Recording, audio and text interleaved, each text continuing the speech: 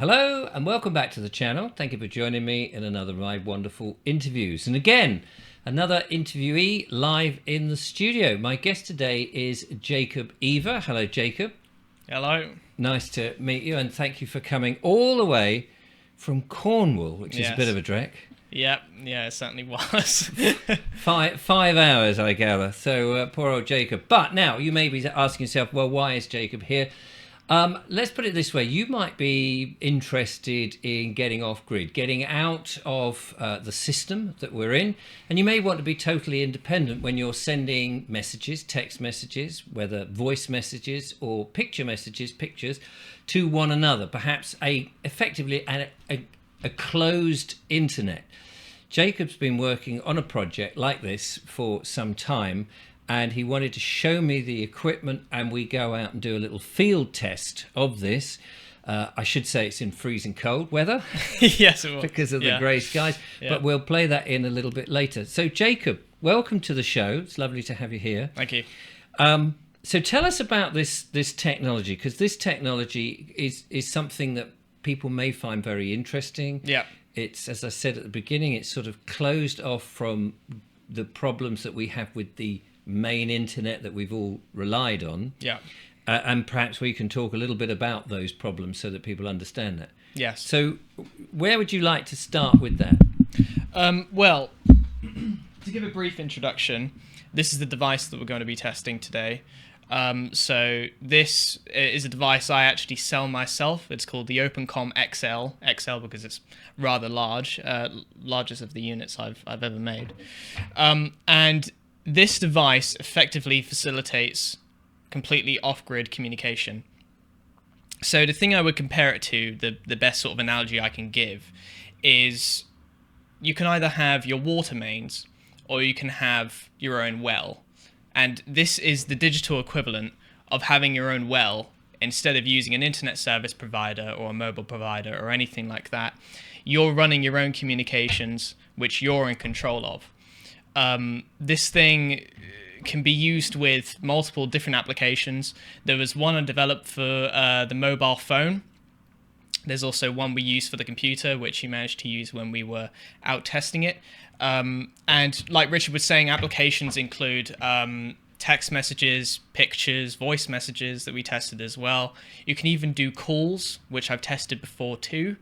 And you can do file transfers, so you can just generally send files from computer to computer. So it's a very useful tool, and the applications of it are practically limitless. Oh yes, I forgot to mention you can run websites as well, but more like the older internet rather than the stuff we have now with the pictures and the million ads and everything like that, which some will say is an upgrade as compared to the current internet. But yes. So I mean, initially when you first came to me, I was thinking, this is sort of like an alternative to walkie-talkies, but of course it's like walkie-talkies but with the internet attached. Yes, that's right, and it's encrypted, but walkie-talkies aren't. Yeah. And so in the world of being off grid or out of the system, and in a world of privacy, this obviously is going to be very useful for people. Indispensable.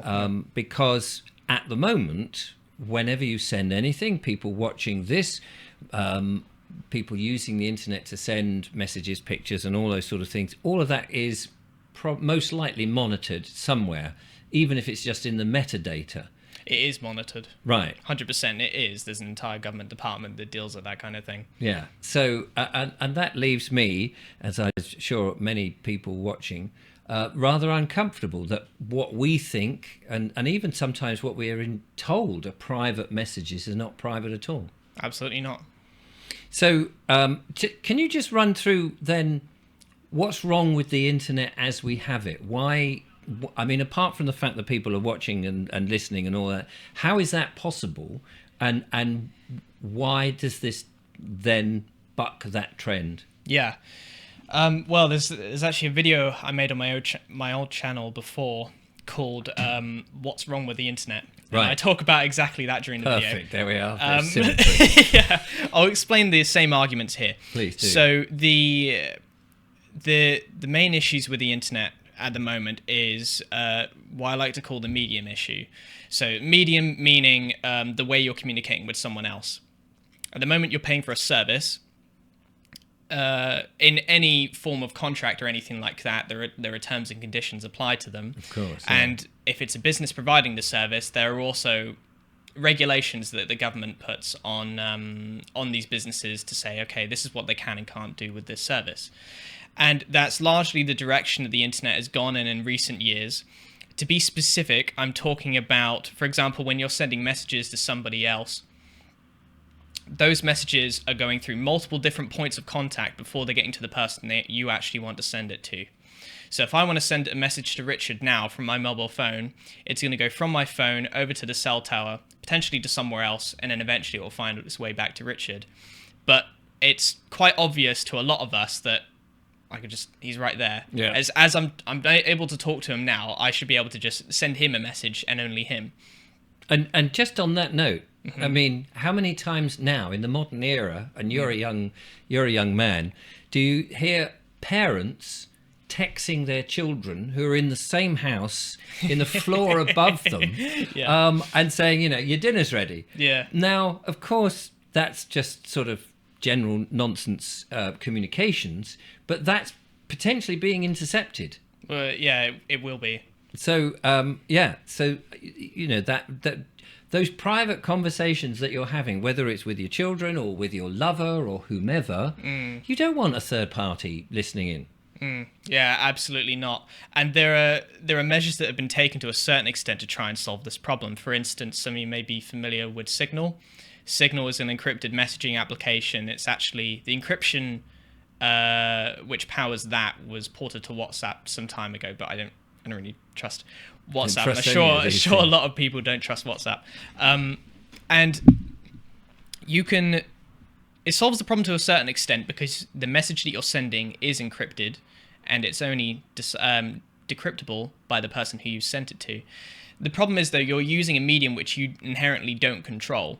So that message can be simply not delivered, or it can be redirected somewhere else. And even when the message is in transit, there's still information they can find out, for instance, when you sent the message, potentially what you're connecting to send the message, and things like that. So even though something is encrypted, it doesn't necessarily mean there's not anything that can be identifiable about it. And that's largely why the medium of the internet is a problem, because it's being used specifically. And there are multiple different places in the UK where this is done, where there'll be exchanges and all of the information that's sent through that is collected and stored, some cases for 30 days, some cases for longer. And if the information isn't immediately decryptable, if that's a word, there is still information that could be found out about it from telling when it came in, who it was addressed to, things like that. That's what they call the metadata, isn't it? That's correct. So you can, and we were having this conversation just earlier because Julia came over and was helping us with the filming. And one of the things that I understand, and I'm not terribly up on all of this, but the metadata, as I understand it, will tell you, as you were explaining, they can look at that and go, the frequency of these two people sending messages. And whilst we don't know what the actual words that they might be using, we can see if they're sending a photo, we can see if they're sending voice messages, and we know how often they do it and the times that they do it, which would suggest, if they were looking at mine and Julia's, they must be an item, because you don't often send clients things. Well, you might do across the world, but not as regularly, especially at night time. Love you, darling. Yeah, love you, darling. Love you, darling. Yeah, love you, darling. Yeah, you're going to go. Yeah, I'm going to finish now. And so those sort of rhythms could easily be determinable. And of course, that might seem like, well, so what? But all that data is being captured. And presumably that's the same then if you visit certain websites. They can go, that person keeps visiting that website. And that website could be all sorts of different things. It might be, building a bomb website. It could be pornography website. It could be looking at children websites, which would tell people about you. Now, of course, some of those things you may want people to know about if people are sort of, having wrong tendencies, like with looking at children's website, might be slightly worrying.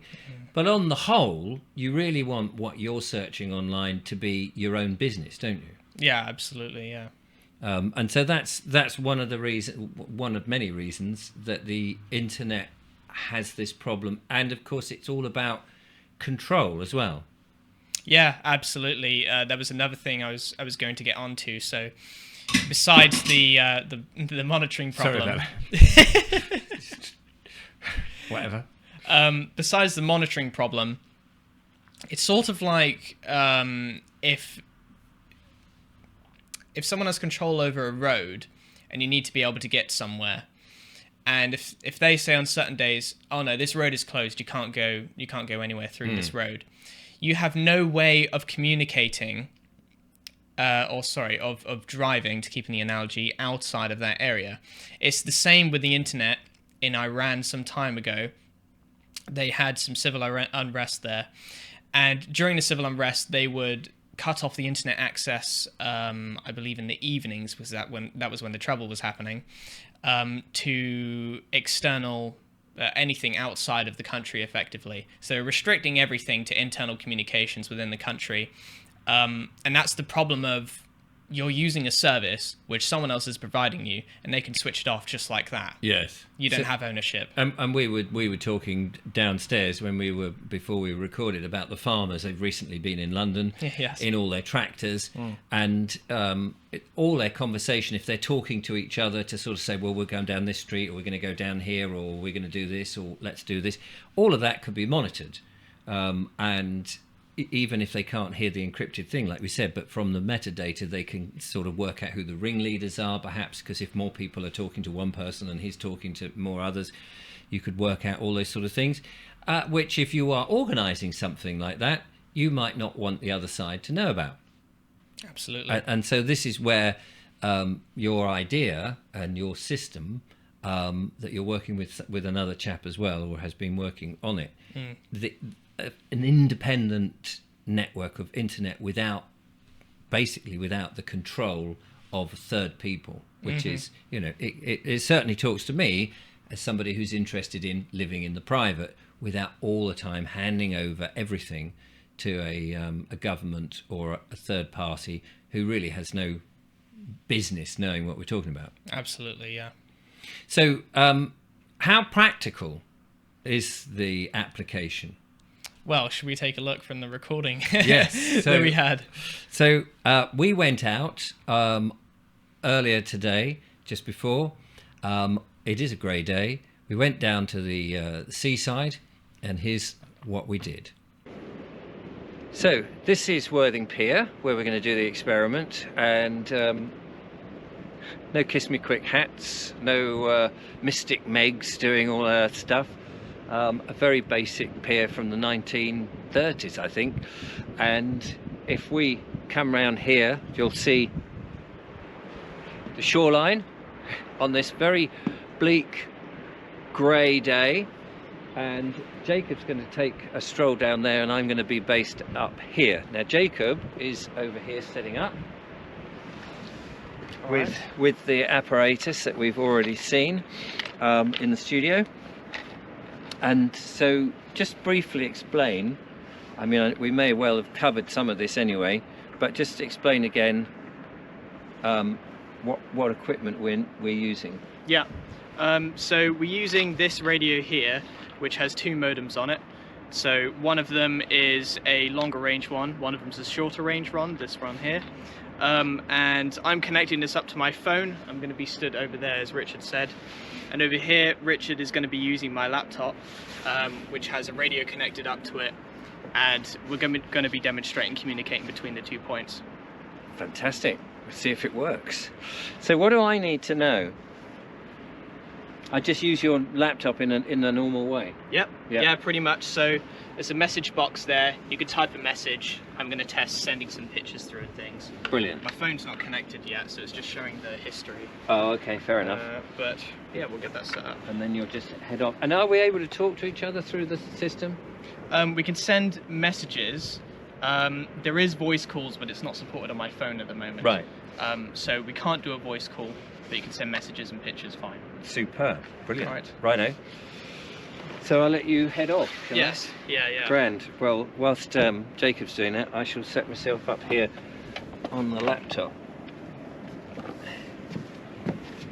And seeing as Jacob has now disappeared, if anyone would like to buy a laptop very cheap, I can quickly sell you this. Oh no, he hasn't quite yet left. So, shall I do a test message to you? Yeah, one moment, it's starting up Still, now. I can tell you, it is cold, my fingers are numb, Julia is operating the camera. Let me just, there she is. I was just going to show how numb Julia is. Cold fingers. But, you know, there we are. It works in the hot and the cold. Presumably temperature doesn't make much difference, does it? No, it shouldn't. Not excessive anything. No, I mean, we don't really get temperatures cold enough in the UK for it to affect it that much. Right, Jacob's heading off, and we've done a quick test message which just said, hello Jacob. I'll sit round here so you can see. So the most difficult part is thinking of something to write. Where are you? Where are you? And I've sent that. We can see just down here it says sent first attempt, and then it should go to delivered in a minute. Second attempt, third attempt. Oh dear. So it's attempting to deliver it, but he's obscured by the pier at the moment, but it's carrying on. Oh, and now it has actually delivered it. It has, there we go.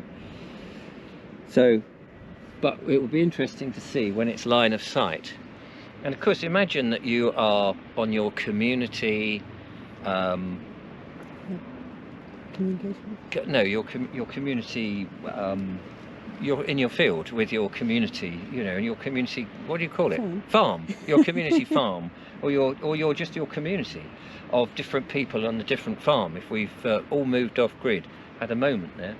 And you want to talk to one another, but you don't want to use the internet, you don't want to have a big 5G mast outside, you don't want 4G, you want to be completely independent. You're sitting not on a pier in the cold, but you're sitting by the fireside in your little house, and you know that you want to sell, let's say, some of your potatoes or some raw milk, whatever it is, and you'll go, you know, can I deliver your produce today at 3 p.m.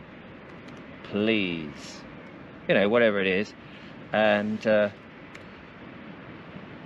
now I sent that and it was delivered immediately, absolutely immediately. Gosh, the question is, I haven't got a telephoto lens, so I can't actually tell you where he is, but he's obviously on the seafront. So now I'm waiting for a message to come back from him. So I'm delivering all these messages, but he is on his phone, so it's probably, you know, he's got to do text messages in the freezing cold.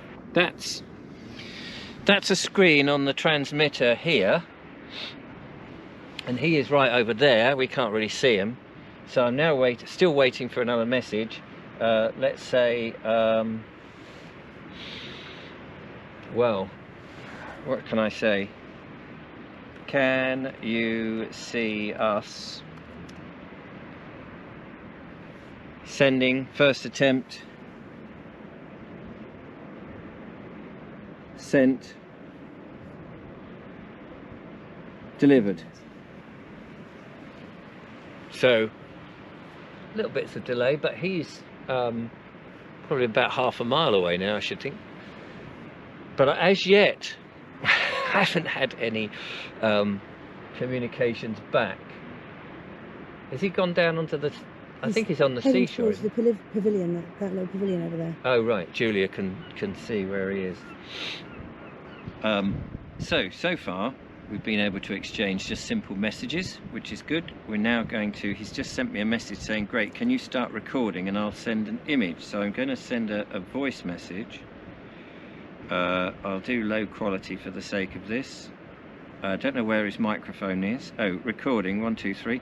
So I am now recording into the laptop, because it's not mine, I don't know where the thing is, and I will send it on now. Here we go, send. So that's zipping over to him, and hopefully he'll send me a voice message back in a moment.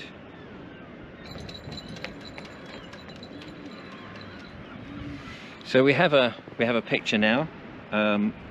Yes, I have your pic. So this is good. This is really working very well. He's sending me pictures. I'm sending him voice messages. I'm just waiting for confirmation that he's got the voice message.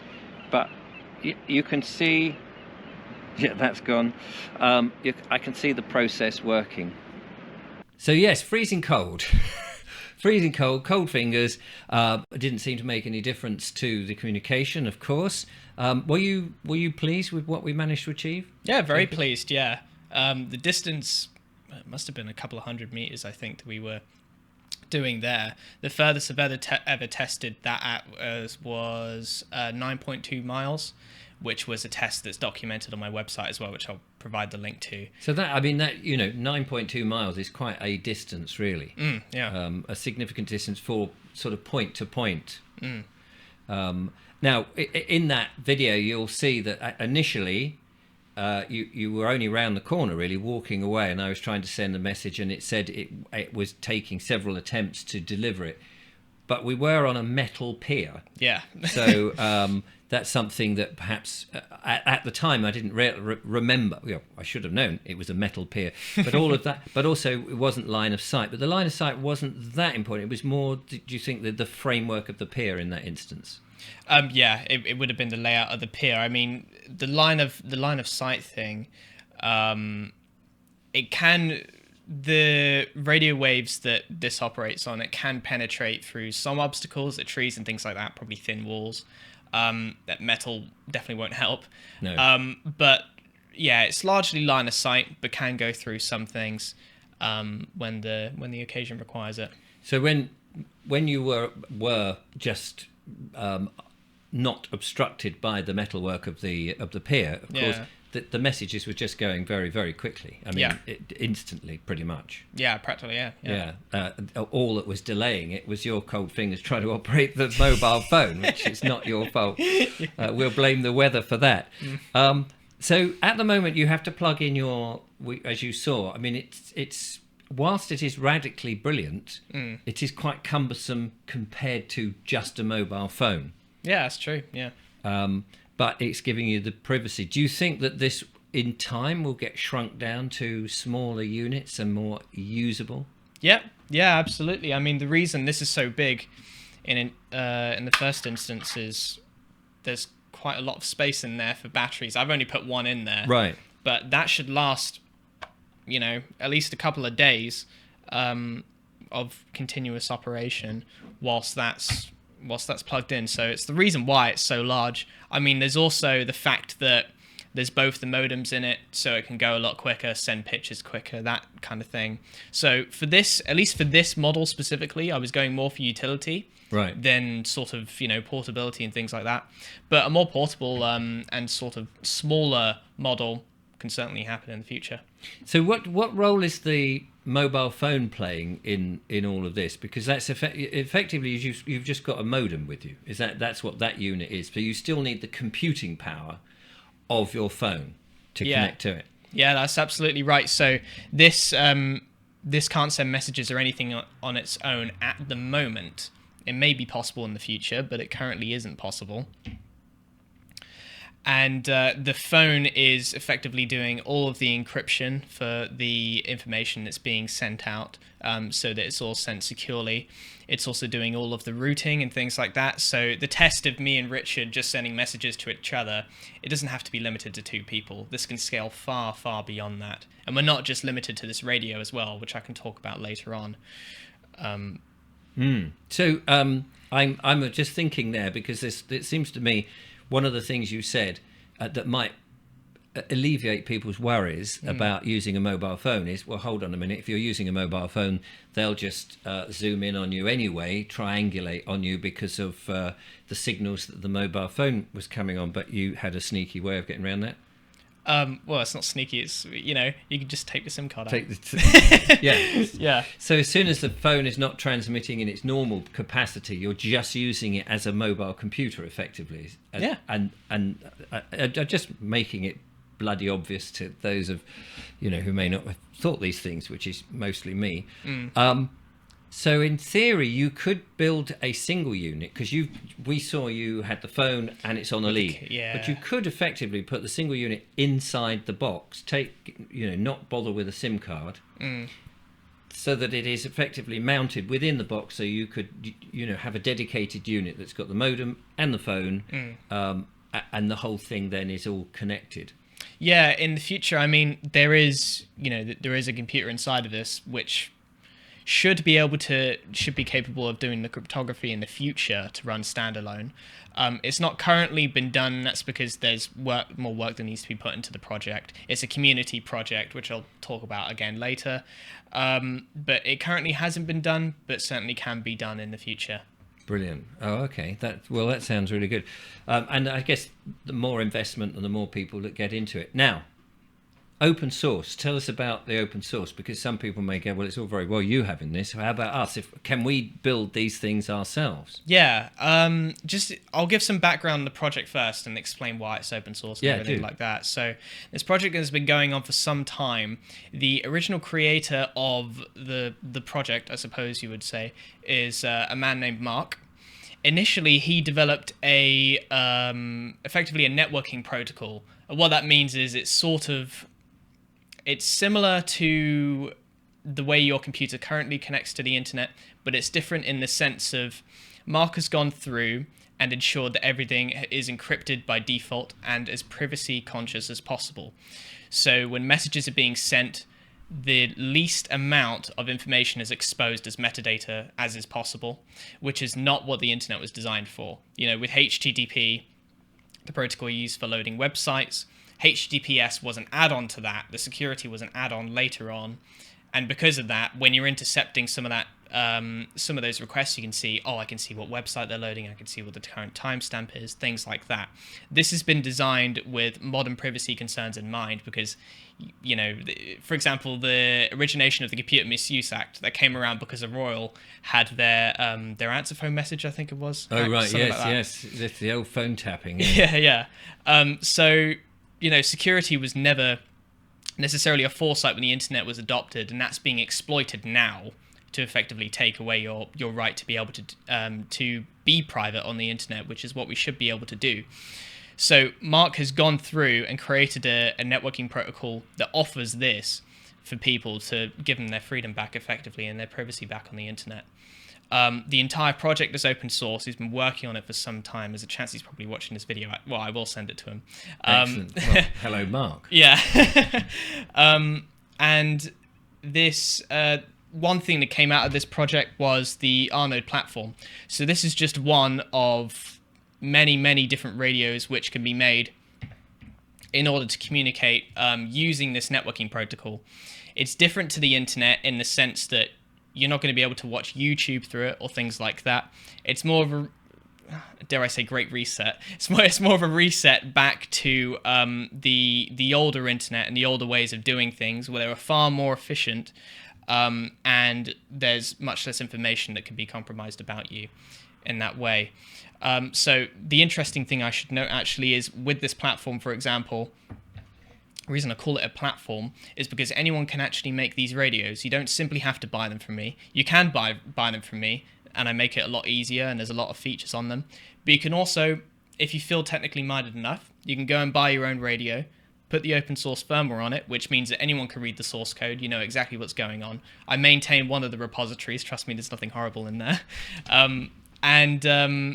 Yeah, you can load it on there and run your own communications, and that'll probably come in under 50 quid, to be honest.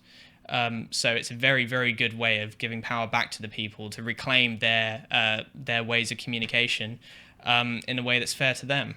And so, I mean, one of the things that I said at the very beginning is if you're off grid, and this is what you sort of were interested in contacting me about, is this sort of off grid society, in which in that video I was desperately trying to think of the word and came up with community farm, but it could be a community farm or an off grid society where people are on the land, they're separate, or within, you know, a small village or a small town, and they can just stay within communication completely independently, sending messages, which I think in the future we're likely to see those sort of communities moving away, because the tyranny that we've found ourselves under, or the lack of respectability of the current government and the system, and all the entrapments that we often talk about on the channel, is making people want to escape and move away from that, because they're no longer nice, kind, benevolent and on our side, it would seem. And so that independence of being able to send private messages to one another, however they're done, I can see that this is going to be a large booming business. So on one level, you're selling some of the products, and although even though it's open source, you're quite an entrepreneur yourself. Yes, yeah, in a sense, yeah. But I don't want, I would far prefer that more people have access to this, more people go and get their stuff, than I make more money. Yeah, I'm not in it for the money. I'm in it for giving others the opportunity. Now you're only 21. You told me when I said to her, how old are you? I don't know why I was expecting perhaps somebody in their 30s, and we hadn't sort of, you don't always mention somebody's age. So when you arrived, I thought, wow, this is really interesting. You're a young person, you're thinking ahead, you're thinking about your future, your security, clearly, and those people like you. I'm sort of in my 60s, early 60s, thank you very much, just to point that out. But I'm still aware that I have hopefully another 20, 30, 40 years of what have you, and I've got grandchildren. But it's so encouraging to see younger people thinking about methods to keep, particularly in this sort of instance, security, and be aware of some of the entrapments that big government. Now, as a young man, do you feel the pressure of big government, big tech, all these organizations that seem to be after our data and after manipulating our lives? Yes, absolutely. It may seem to some people, when you look at some young people on the street and you think, gosh, they've totally fallen for it, the rainbow hair, whatever you want to call it, whatever signaling they're using to show that they're totally on board with everything. But there's more of us than you think, and there's a lot of the lads at home who are going to be watching this as well. So but there's a lot of pressure on people, and I think it's gonna, in my case, it's resulted in something good, and something I'm going to keep pushing for. Everyone really wants to push for in the community, and hopefully results in something great and something that's really useful to people as well. So I mean, my kids are a bit older than you. They're in their sort of very late, well, I think they're all in their 30s now. I just have to think. My youngest one, I think, has just turned 30, or is it 29, 30. They keep getting older every year. That's the trouble. And they grew up with the internet, but they grew up at the point where I was exploring computers. I suppose my first computers came along in my mid-30s. So they were then getting hand-me-downs and playing on very basic games. And of course, now that my kids are in their 30s, that's the only world they know. To you, of course, being a young chap, you've only ever known the digital world and that sort of thing. Does the push to get us more into that digital world worry you, concern you, in as much as that you don't know what it was really like to be in the analog world? Yeah, absolutely. To a massive extent, to be honest, I quite. You'll notice, like, vintage stores, for example, are very popular with students. And I think the reason they go in there is because they're very interested in the past, but they don't want to delve too deeply, because I imagine a lot of their worldview will probably be shattered when they realise how different this country was some time ago. And just on that, just not that long ago, really. I mean, to them it might be a few, 10 years, but to somebody of my age, 10 years is like yesterday. It's yesterday. And of course, a lot of my audience will no doubt respond to that as well. Yeah. But that's really interesting. So tell me more about that. What because this is a generation that I suppose my audience may only know through family members or perhaps a few work colleagues, but people in their early 20s and how they look at the world and particularly their future and where it's going and how much aware they are of what I would consider, and I'm sure many of my members of the audience would consider, the dangers of this ever more technocratic digital future. Well, it's it's interesting because I usually get excited when I see a person my age because they're either going to be really interesting to talk to, or it could just be another run-of-the-mill liberal type. It depends it depends who it is. Yeah. But sometimes I strike gold and I think, oh, I can really resonate with this person. We have the same sort of worldview. We've ended up on the same kind of path of, oh well,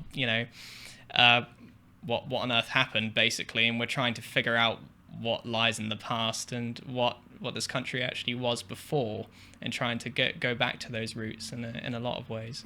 When you get older, you do look back, and nostalgia is one of those double-edged swords, because you can look back with rose-tinted glasses and go, oh, it was all so much better than before. Although, of course, we couldn't do this before, live streaming, and have that control ourselves, because it would have to go through big mainstream media. It would cost an absolute fortune, satellite link-ups and all those sort of things. So there obviously are some great things that are now. But I'm just trying to think, when I was a young man in your sort of age, everything was, again, seemed state-of-the-art, I suppose. Not having no notion that there was this digital revolution coming along, and as it's first started, very much embraced it. Thought, wow, you don't have to send your films off to be processed. You could no longer have to have material that was 3.5 minutes long on Super 8 Cine, which is what one used to do. And now you can just stream for hours and hours and hours and bore everybody completely rigid. So it's gone from one extreme to another. But do you look back at the analog world and think of certain things that were really good that you haven't personally been able to experience because you weren't here? Gosh, and if so, are there any? So, for example, I don't remember horse and carts in the streets, because when I was a kid we had cars, but sometimes I'll look back and I'll think, oh, wouldn't it be nice to have horse and carts again, more sedate way of traveling. It seemed very nice. Obviously you didn't have onboard heating in the winter, and all that, and you couldn't just sort of phone home and say to somebody, oh, put the kettle on, I'm only 10 minutes away. But it did seem like a more sedate way. It wasn't this mad rush. I'm sure we still had traffic jams and all of that. So that's an example. Do you look at the past and think that there are certain things there that you would like to see embraced now, but we're in this digital world? Yeah, absolutely. I mean, a lot of people, that my kind of view on technology is, a lot of people try and replace their life with technology. At the end of the day, you have to kind of realize, okay, a lot of this stuff is kind of cool, but you need to, it's real life first and technology second. I wouldn't be developing this if it didn't actually have a use for it, in the sense that it's not useful to help facilitate real life. For example, video games, the plague upon my generation. I could have spent my whole time playing video games instead, or carried on, playing video games. Yes, I'm a sinner. And I could have just carried on doing that, never gone down this route at all, never have developed any of this. But it's real life that matters at the end of the day. So I find that's really interesting. So, because I think a lot of people worry that kids will just go onto video games and never get off it. But in a way, is it like if you're in this generation that you're in, you play video games, you kind of get it out your system. And then you think, well, what, there's more to life than just video games, because I've spent, say, I don't know, 6 or 7 years of your youth growing up playing video games. And I know some people just continue to play them, but not everybody. Yeah. And maybe, then you start to come out of that sort of, oh yeah, that virtual reality was great. Now I want to sort of get into real life. Do you think that's a thing, or am I just hopeful? Or do you find that most of your generation are just stuck in video game world? I think it's that. I'm afraid. Oh, bugger. But there's some of us. I mean, I came out of it relatively all right. There's a lot of us that are still there. There's some of my friends who are still there. That kind of thing. But we'll pull ourselves out of it, and then we'll sort the country out in that order. So I mean, one of the things that people have done is that my generation have gone through having LPs, records. That's that thing where you had that funny-looking disc that was very large, and you put a needle on it, and it went round and round and round, produced music. We grew up with that kind of stuff. These days, most people just stream it down and don't know, so it comes on an MP3 or in an AAF file or whatever it is, and they have no notion about how things were originally recorded. And then we went through a phase, and some people are still in that, of going back to collecting vinyls, which are these discs, of course, because there was a wider band, frequency band actually recorded, even with the wow and what do they call it? The wow and flutter, the scratches and the sort of stuff, the non-perfect. And now also you see on YouTube, kids, young people look at the analog world and they say, here's a typewriter, have a go on it. And they go, wow, this is quite cool. Or here's a VHS machine. And they go, wow, that's really clunky. There is something about the world in which you use your fingers in that has been taken away with the digital, because now it's just swiping. Does that? Yeah. I'm trying to search for the right words here, but do you find that the older world has something more visceral, more real about it than the virtual world? Yeah, that's what I mean when I say it should facilitate real life. And I've used a typewriter. I own a typewriter. It's good fun. I quite like it, and yeah, there's loads of stuff with things like that where, yeah, it's a lot nicer to have something that's physical, that's analog, that it's not just some a screen you're just swiping on, things like that, using books, stuff like that. Right. That's the general idea, and it's the thing I like so much about this project, is that the sharing of information between people in terms of small scale stuff. Like before, I imagine people used to print things off and hand it to their friend. They wouldn't go, oh, here's the link to it, I'll send it to you on WhatsApp or whatever. You print it off, hand it to your friend. I still do that. I print things off and hand it to my friend because they've got it there, and it's a real copy of it. Yes. If it's out of internet, they can still read it. Yes. And it seems it's dead simple, and that's the thing I like about this project in general, is it's taking it back to not being constantly online, to instead being someone who's able to manage their own information, to have copies of things on their computer, instead of being, I have to, for example, some messaging applications, you can't load the application unless you have internet access. So the messages that people have sent you, they actually haven't sent you. Right. They're stored somewhere else, and then you're downloading them, and it's just ridiculous, know? And actually, on that note, you just suddenly reminded me, of course, everything has terms and conditions. Oh, yes, absolutely true. And if you're running something yourself, you're not in a contract with anyone. You can do what you want. Yeah, and that is going to appeal to a hell of a lot of people. I mean, even parking your car now is a right pain, because it'll be mobile only, and you'll go. In the old days, you just put money in the meter, and ridiculous. And that was between you and the meter. Yeah. I'm going to put the money in. That's it. And then if the traffic warden came along, so be it. But now you can't even park the car because you've been cameraed. The APR thing has got your number plate. Yeah. You've got to make sure your phone is on you. You've Yeah. got to have it powered. You've got to have the terms and conditions signed for, because it's probably another bloody app that you don't want on your phone just to park your car.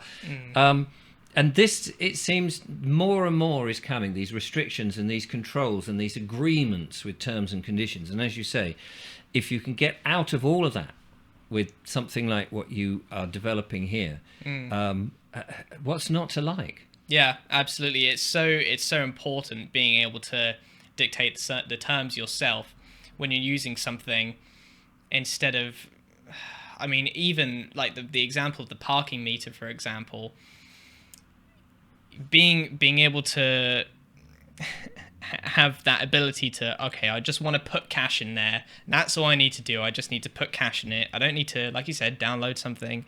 All this other stuff, they're dictating the terms to you. This is a method of taking things back, being able to run what you want, when you want, and not having to rely on someone else who is telling you what to do and effectively try and pigeonhole you into going, right, I have to run this because they told me to on my phone, and oh no, they've suspended my account because I said X, Y, and Z. So now I have to obey that because I don't have any other choice. So just before we go and wrap this up, I've got to ask you, as a young person with your future ahead of you, 21, what do you see the future for your generation? Gosh, I don't know. Cautiously optimistic, maybe. Let's say. Right. I say there are some really good lads out there, and women. But on both sides, there's some really good people out there who are my age, and I just hope there's enough of us to the point where we'll be able to convince the others to get off this nonsense train already and live life. I hope you're right. Certainly when I was growing up, I never even considered that the future would be rough. Do you think young people are aware that the future is rough, or are they just taken up with what they're given?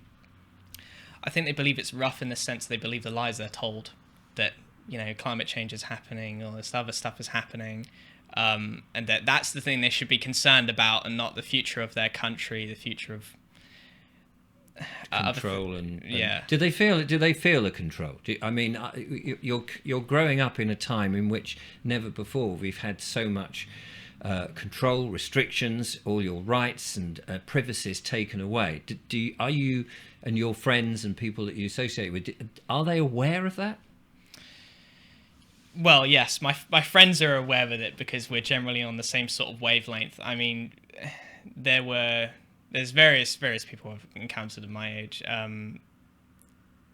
in different places before, and sometimes someone will be just on the cusp of almost seeing the veils almost lifted on their head, and they're just annoyed about one issue, and it's like, okay, well, if you just like peek around the curtain, there's like 50 different things which are all uglier than that. But if that's enough to drive them round the curtain, then that's a good thing. Oh yeah, absolutely. I can remember the thing that drove me around the curtain, and it's led me down this route, and I won't turn back. So excellent. Well, Jacob, it's been an absolute pleasure to have you here and show us your system. If people want to talk to you and get involved, how can they contact you? So the business that I'm operating for this project is called Liberated Embedded Systems. So you can Liberated Embedded Systems. Yes, yep. Yeah, because this is an embedded system, right? And it's liberated because it's free in a sense. So the website for that is liberatedsystems.co.uk. I'll provide all the links that are necessary. In terms of the project, the networking protocol that's been designed by Mark is called Reticulum. Again, in terms of the devices like this, you can purchase your own, flash the firmware on them. There's loads of information on the Reticulum website. There's also information, there's a group chat that you can join as well, which I believe the link to is on the website, and you can get involved with the community and talk to us more about that. the thing I should mention too is that this networking protocol isn't just limited to these radios here. This is one of the applications of many different things you can do on Reticulum. You can run an Ethernet cable to your neighbor, get them involved. You can run it through the regular internet if you want to, although that has the problems that we described at the start. You can run it through, gosh, I'm trying to think now. You can run it through ham radio if you wanted to. Loads and loads of different mediums that you can utilize, all for communication, not just through radio. Because sometimes radio isn't the right solution. Even though I sell this, sometimes a cable's just better. Yeah, there you go. Well, Jacob, thank you so much for coming in and coming all that way. I shall make sure I make you a nice warm cup of tea before I send you packing. No, not at all. If you have enjoyed that, thank you so much. Do leave a comment down below. Be very interested to hear your comments on that. We'll leave all the details in the description, of course. But my big thanks there to Jacob. And isn't that encouraging that there are some younger people than us who are looking at the future with solutions? I am so thrilled. So there we are, young man. Thank you so much. Thank you. I will be back with more interviews, of course, wonderful guests and the monologues. But until then, from Jacob and I, thanks for watching. Goodbye.